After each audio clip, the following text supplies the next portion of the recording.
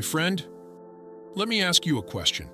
Have you ever looked around at this fast-moving, hyper-connected, constantly evolving world and thought to yourself, am I actually in control of my life, or am I just reacting to everything around me? You wake up to a phone full of notifications. You're pulled in 100 directions before you've had your morning coffee. The economy is shifting, jobs are changing. AI is learning faster than people. And in the middle of it all, something gets lost. Your voice, your vision, your direction. Now hear me carefully. I'm not here to give you another motivational quote. I'm not here to tell you to grind harder or fake it till you make it. No. I'm here to remind you of a truth so powerful. It built empires, shaped destinies, and created millionaires from men and women who started with nothing. It is the same truth that Andrew Carnegie whispered into my ear. The same truth that carried Edison, Ford, and Rockefeller to the mountaintop of success. And it is this: whatever the mind of man can conceive and believe, it can achieve. That truth was written down nearly a century ago. But make no mistake, it's more relevant now than ever before. Why? Because we don't live in an age of limitation anymore. We live in an age of overwhelm. Too many choices, too many distractions, too much noise. But the principles of success, the mindset that leads to greatness, has not changed, and it never will. You see, every generation faces its own battlefield. And today our battlefield isn't just economic or political, it's mental. Your greatest enemy is not out there. It's not inflation. It's not automation. It's not your boss. It's not even the system. It's the way you think. Because if you can't control your thoughts will control you. If you don't lead your mind will drift.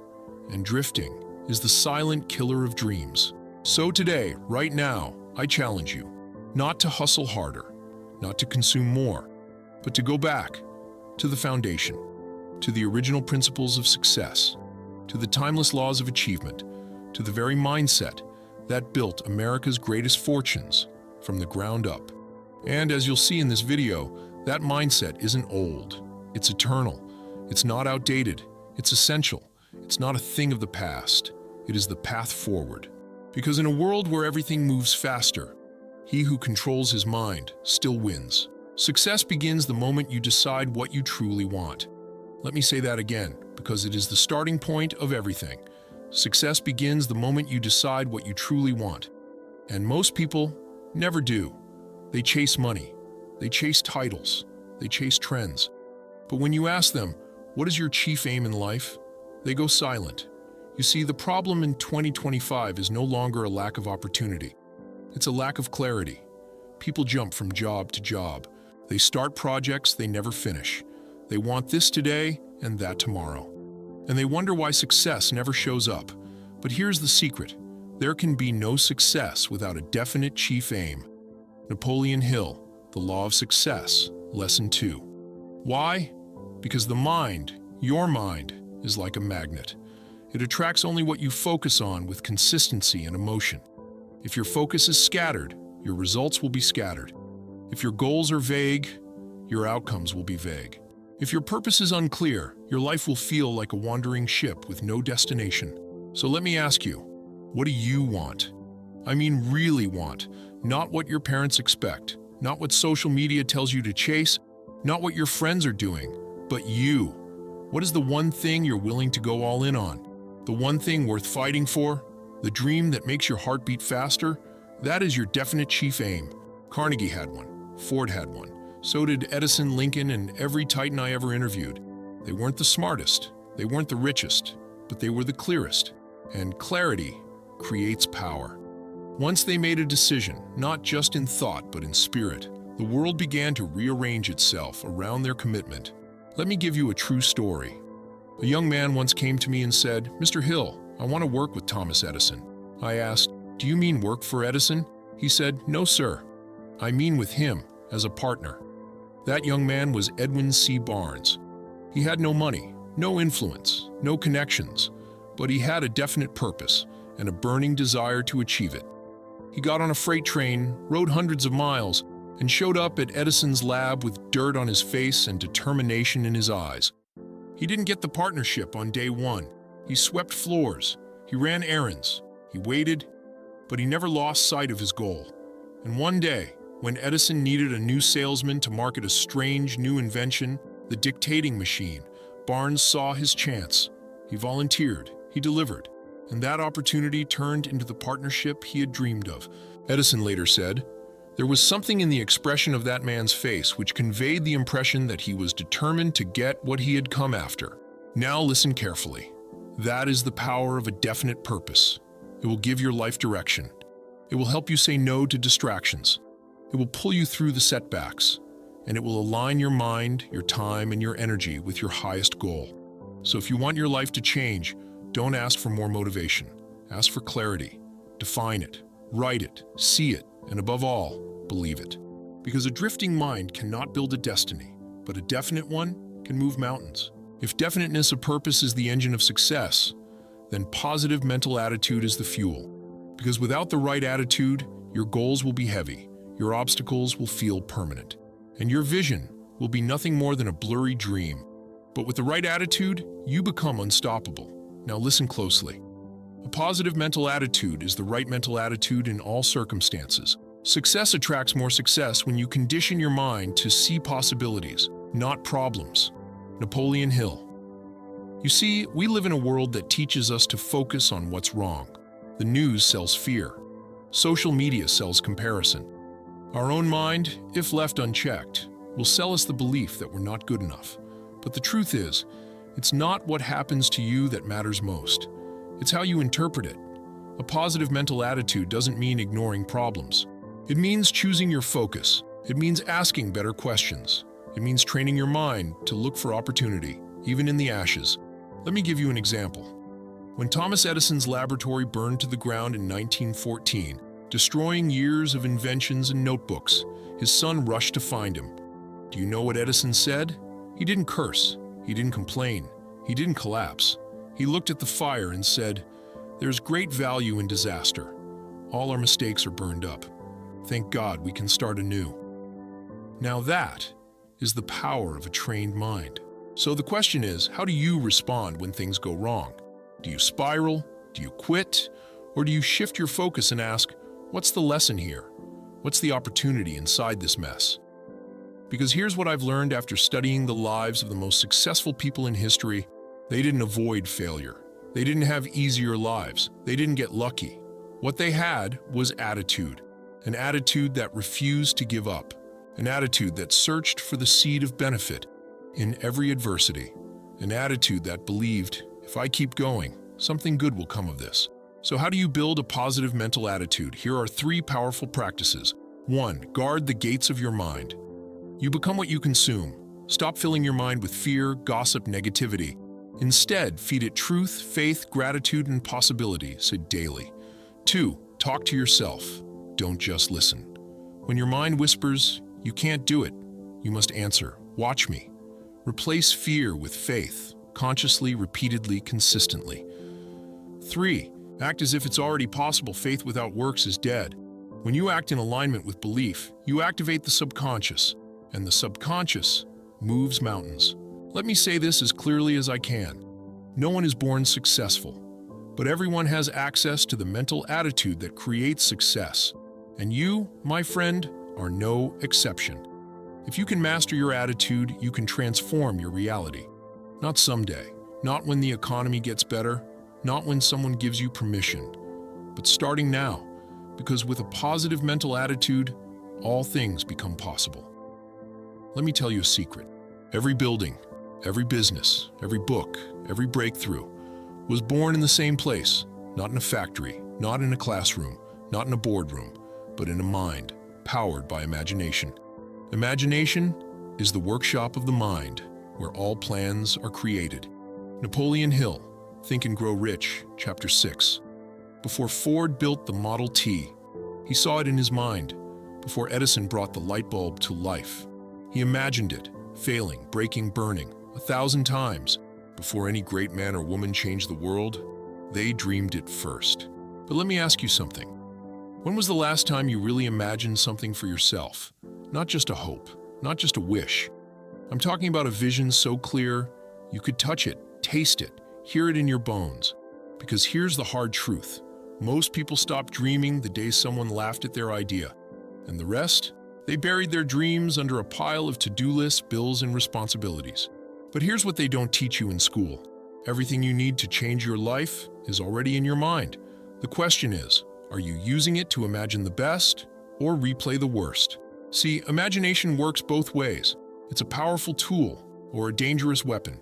Some people use it to create, others use it to fear. They imagine what might go wrong. They rehearse failure before they've even started, and then they say, it's safer to stay where I am. Let me hit you with this. You're not stuck because you don't have a way out. You're stuck because you stopped looking for one. So how do you reclaim the power of imagination? How do you reignite the inner spark, the one life tried to dim?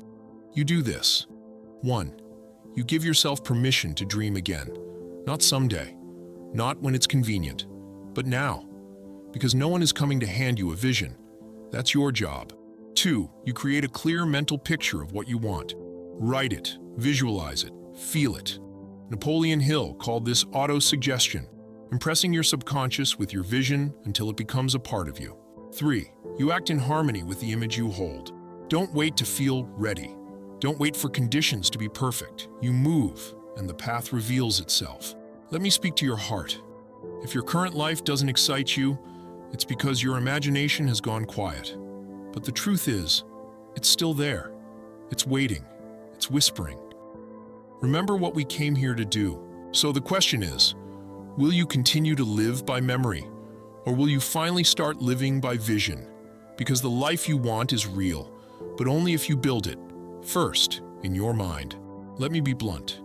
You can have all the dreams, all the vision, all the knowledge in the world. But if you lack self-discipline, none of it will matter. It's like owning the blueprint for a skyscraper, but never laying a single brick. It's like having a map to a treasure, but refusing to walk the path. Self-discipline is the bridge between thought and action, between desire and destiny.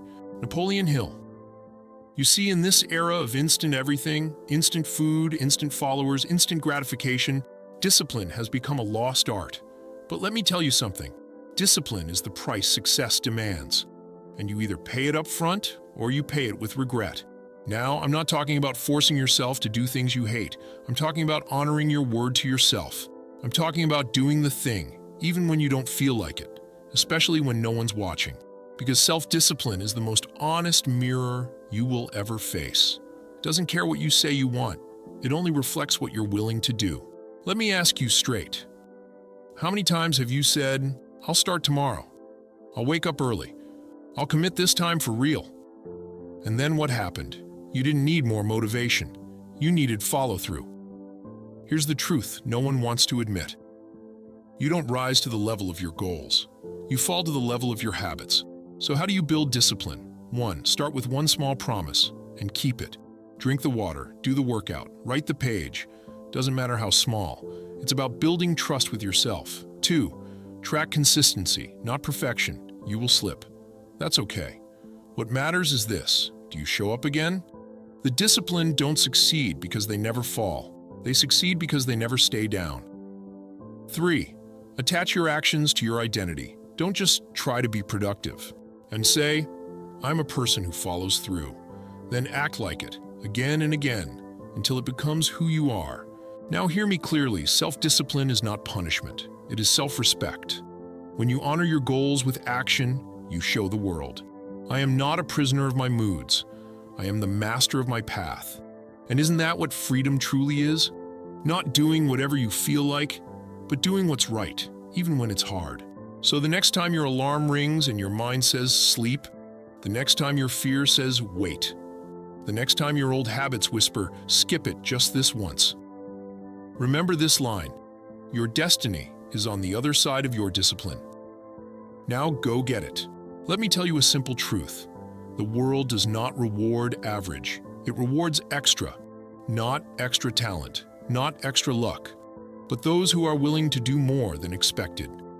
Render more service than that for which you are paid, and sooner or later, you will receive more pay than that for which you render service. Napoleon Hill, The Law of Success. In plain English, do more than you're paid for, and soon you'll be paid for more than you do. You see, most people do the bare minimum. They do just enough not to get fired. They show up, punch in, zone out, and wonder why nothing changes. But the people who rise, the ones who lead, who build, who inspire, they do more effort, more care, more consistency, and they don't wait for applause. They give extra, because it's who they are, not just what they're paid to do. Let me hit you with this. If you only do what you're told, you'll only get what you're given. But when you take initiative, when you show excellence before it's required, when you give when no one's watching, you rise. You become unforgettable. You create a gravitational pull that opportunity can't ignore. Let me give you a real-world example. A young man once worked at a shoe store. He wasn't the manager. He wasn't paid on commission. But every time a customer walked in, he greeted them with energy. He cleaned the shelves without being told. He helped train new hires without being asked. One day, the regional director visited the store. He saw how this young man moved, how he acted like he owned the place. Within months, that employee was promoted, twice. Within 2 years, he was managing 3 stores. Why? Because he lived one simple law: do more than you're paid to do. And one day, you'll be paid beyond anything you imagined. But let me be clear, going the extra mile doesn't just change your paycheck. It changes your character. It builds self-respect. It earns trust. It opens doors that talent alone can't unlock. Because in a world full of shortcuts, excellence becomes rare. And what's rare becomes valuable. So ask yourself, where in your life are you doing just enough? Where have you settled for checking boxes instead of delivering excellence? And more importantly, where can you go just a little further? One more call, one more rep, one more kind gesture, one more day of giving your best, not because you have to, but because you choose to. That's the difference. That's the edge. That's the standard of greatness. Let's not sugarcoat this. Fear is real. And it's ruthless. It whispers in your ear. It creeps in when you're alone. It masks itself as logic, caution, even common sense.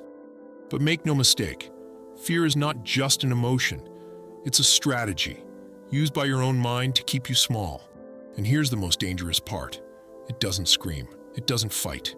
It quietly convinces you to settle.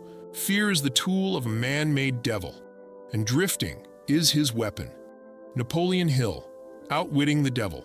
Let me break that down. Drifting means this: you don't choose, you don't commit, you don't risk, you don't rise. You scroll, you stall, you wait, and all the while, your potential dies, slowly, quietly, politely, not with a bang, but with a shrug. Let me ask you this. What would you do if fear wasn't in the room? What would you build, say, start, end, or become? Now, what's stopping you? If the answer is, I'm not ready, let me ask, when was the last time you truly felt ready to change your life? You won't. Because fear will never leave on its own. It must be defeated, confronted, dismantled. Here's the truth. Courage is not the absence of fear. It's doing the work, with fear sitting right beside you. You act despite the tremble. You speak despite the doubt. You move, even if your knees shake. Because the only way out is through. Hill taught that most fears fall into 6 invisible prisons. 1. Fear of poverty. 2. Fear of criticism. 3. Fear of ill health. 4. Fear of loss of love. 5. Fear of old age. 6. Fear of death. But you know what? The most paralyzing fear is this: the fear of what people might think if you try and fail. So you don't try. You stay safe. But let me be brutally honest with you. Safe is not safe. It's a cage. So how do you fight fear? 1. Call it out. Name the fear. Say it out loud. Because what you don't name controls you. 2. Do the opposite. Fear says wait, you move. Fear says be quiet, you speak. Fear says play small, you expand. 3. Flood your mind with faith. You can't kill fear with logic. You overcome it with belief, spoken, visualized, repeated, until it sinks deeper than fear itself. Let me leave you with this. Your dream is not waiting for a perfect version of you. It's waiting for the version of you who is willing to walk through fear, one bold step at a time. So don't wait to be fearless. Just don't let fear decide, because the life you want is on the other side of the thing you're afraid to do. Let me be clear. No one rises alone. Not Ford, not Edison, not Carnegie, not Hill. Behind every great achievement, there is a mastermind, a collective force of minds, of vision, of belief, of support. No two minds ever come together without thereby creating a third invisible force, which may be likened to a third mind, the mastermind. Napoleon Hill, Think and Grow Rich. In other words, when the right people align, something greater is born. Now listen, you may be smart, you may be driven, you may have raw talent, but if you surround yourself with people who doubt your dreams, mock your ambition, complain constantly, stay stuck and call it normal, then no matter how gifted you are, they will pull you down, because proximity is power. You don't just absorb people's energy, you absorb their beliefs, their standards, their limitations. Let me ask you something. Who are the 5 people you talk to most? Are they stretching you or shrinking you? Are they lifting you or limiting you? Are they expanding your vision or infecting it with fear? You don't just choose your friends, you choose your future through them. Now here's the good news. You don't need a crowd, you don't need an audience. You just need a mastermind. That could be 2 people, 3, maybe 5. People who believe in you, who challenge your excuses, who push you when you hesitate, who remind you who you are when you forget. And when you align with them, something happens. Your faith grows, your ideas sharpen, your action multiplies. You stop drifting, you start rising. So how do you build a mastermind? 1. Seek alignment, not convenience. Find people who are on the same path, not perfect, but purposeful. 2. Add value first. Don't ask, what can I get? Ask, what can I give? The best way to attract power is to offer it. 3. Meet regularly, share boldly. Grow together, protect that space. Keep it sacred and watch your life transform. Let me say this loud and clear. Success is not a solo sport. It's a team pursuit. And the right circle? They won't let you settle. They won't let you shrink. They'll remind you that you were born to lead, not just follow. So build your mastermind, nurture it, honor it, and watch how far you go when you stop going alone. Let me say it straight. Success is not for the most talented. It's not for the luckiest. It's for the most persistent. Persistence is to character what carbon is to steel. Napoleon Hill, Think and Grow Rich. You can have a burning desire, a clear vision, a bulletproof plan. But if you quit at the first sign of resistance, you lose. Because life will test you, not to break you, but to ask, how badly do you really want this? And here's what most people get wrong. They think failure is a dead end. They think rejection is a sign to stop. They think obstacles mean it's not meant to be. No, obstacles are not a no. They are a challenge, a question, a threshold, and only those with persistence walk through. Let me share something real with you. Every person I studied, every millionaire, inventor, leader, world changer, was told no, was rejected, was laughed at, was knocked down, but they got back up, again and again and again, until the world had no choice but to listen. Persistence is not just a habit, it is a declaration. It says to life, I'm not going away, I'm not giving up. I will find a way, or I will create one. That's the creed of a champion. So how do you build unshakable persistence? 1. Don't negotiate with your goals. Stop saying, I'll try. Start saying, I must. There's a world of difference between wanting and committing. 2. Expect resistance and run toward it. The obstacle is the path. Each setback is training. It's preparing you for the weight of success. 3. Remind yourself why you started every single day, because the moment you forget your why is the moment quitting starts to make sense. Let me be honest with you. Quitting is always the easier option, but it's never the fulfilling one. The pain of pushing forward will pass, but the pain of regret, that echoes for a lifetime. So keep moving, 1 inch, 1 breath, 1 bold step at a time.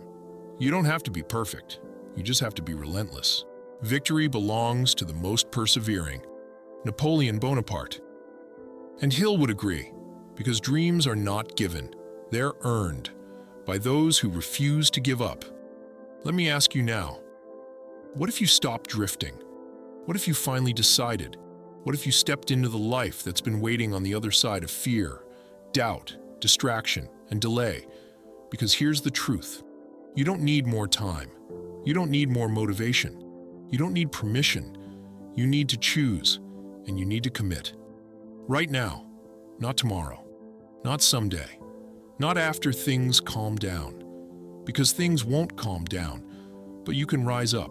Everything we've covered, definiteness of purpose, positive mental attitude, imagination, discipline, persistence, they're not just ideas. They are not just principles. They are weapons. They are tools. They are the laws that govern every triumph, every breakthrough, every legacy, and they are already yours, right now, within you. You just have to awaken them, activate them, live them. You are not broken. You are not too late. You are not too far gone. You are powerful. You are intentional. And you are absolutely capable of building a life that reflects the greatness inside you. But you have to decide, am I going to keep wishing, or am I going to start building? Because the dream doesn't work until you do. So I leave you with this. You were born with purpose, gifted with thought, endowed with imagination, and armed with the ability to choose. So choose boldly, walk with faith, speak with fire, act with discipline, surround yourself with power, and refuse, absolutely refuse, to quit. Because when you live by these principles, you won't just succeed, you'll become unstoppable.